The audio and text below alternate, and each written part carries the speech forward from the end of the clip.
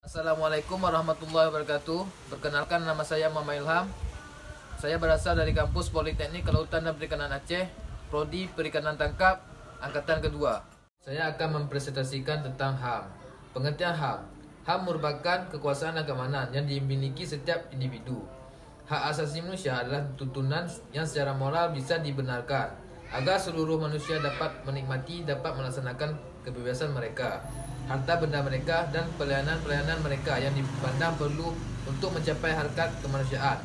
Hak asasi manusia adalah kebutuhan dasar manusia yang berupa hak-haknya, dan tanpa hak-hak itu kita tidak dapat hidup layak sebagai manusia.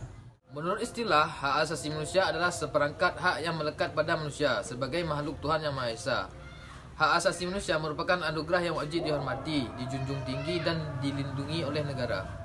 Hak asasi manusia disebut hak dasar. Hak asasi manusia pada hakikatnya merupakan hak yang dimiliki manusia yang melekat padanya karena dia adalah manusia.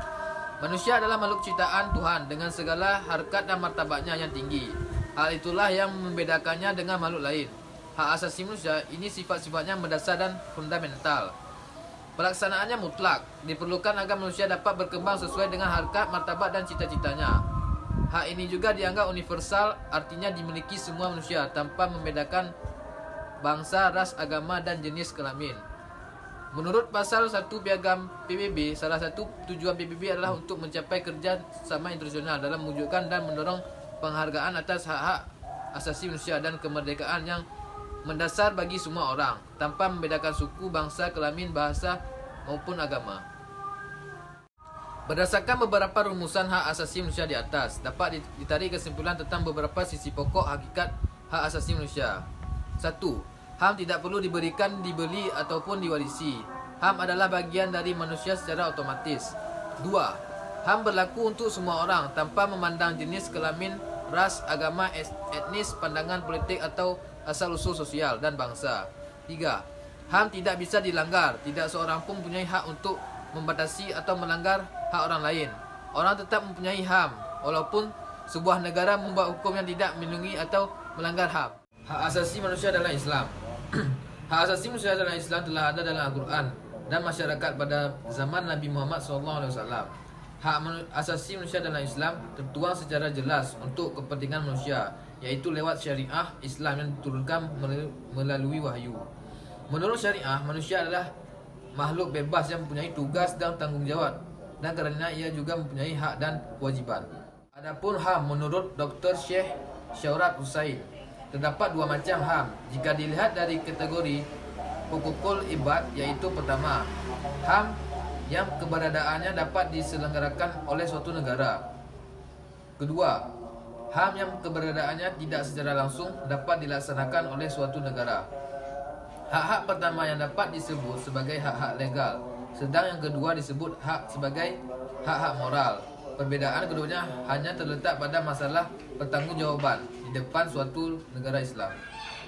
Aspek khas dalam konsep HAM Islam adalah tidak adanya orang lain yang dapat memaafkan suatu pelanggaran hak-hak jika pelanggaran itu terjadi atas seseorang yang harus dipenuhi haknya. Meskipun Allah sendiri telah menganugerahkan hak-hak ini dan secara asalnya adalah tetap baginya, serta di depannya lah semua manusia wajib mempertanggungjawabkan, Allah tidak akan melaksanakan keusahaannya untuk mengampuni pelanggaran hak-hak pada hari akhirat kelak. Secara universal, pada hakikatnya misi Rasulullah itu sendiri adalah untuk menegakkan HAM. Beliau sebagai rahmatan lil alamin dalam setiap kesempatan selalu mendahulukan HAM sekaligus kewajiban hak asasi manusia. Keadilan sebagai ciri HAM adalah tuntunan jelas yang tercantum dalam Al-Quran. Adapun Islam telah memberikan jaminan pada kebebasan manusia. Dalam Al-Quran, Allah menegaskan bahawa memeluk agama tidak dipaksakan, sebab telah jelas baik dan buruk itu. Demikian juga kebebasan berpendapat. Islam meletakkan kedudukannya pada posisi tinggi bila berangkat dari nilai niat suci semata karena Allah. Pada dasarnya adalah keadilan yang ditegakkan atas dasar persamaan atau egaliter, tanpa pandang bulu, artinya tugas yang diemban tidak akan terwujud tanpa adanya kebebasan, sementara kebebasan secara eksistensial tidak terwujud tanpa adanya tanggungjawab itu sendiri. Sistem HAM Islam mengandung prinsip-prinsip dasar tentang persamaan, kebebasan dan penghormatan terhadap sesama manusia. Bersamaan artinya Islam memandang semua manusia sama dan mempunyai kedudukan yang sama. Satu-satunya keunggulan yang dinikmati seorang manusia atas manusia lainnya hanya ditentukan oleh tingkat ketakwaannya. Dalam Islam, posisi manusia amat penting dan mulia. Hubungan dengan Allah, alam semesta dan manusia bahkan menjadi tema utama dalam keseluruhan pembicaraan Al-Quran.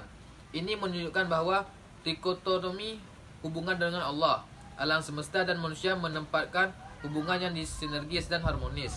Dilihat dari kacamata HAM, trikotomi hubungan itu menunjukkan bahawa alam semesta dan manusia harus saling bekerjasama untuk memenuhi sunatullah dan memperoleh ridha Allah. Karena itu, nilai-nilai HAM dengan prinsip-prinsipnya yang universal adalah bagian dari semangat dan nilai-nilai syariah. Sekian dari penjelasan materi tentang HAM dari saya. Wassalamualaikum warahmatullahi wabarakatuh.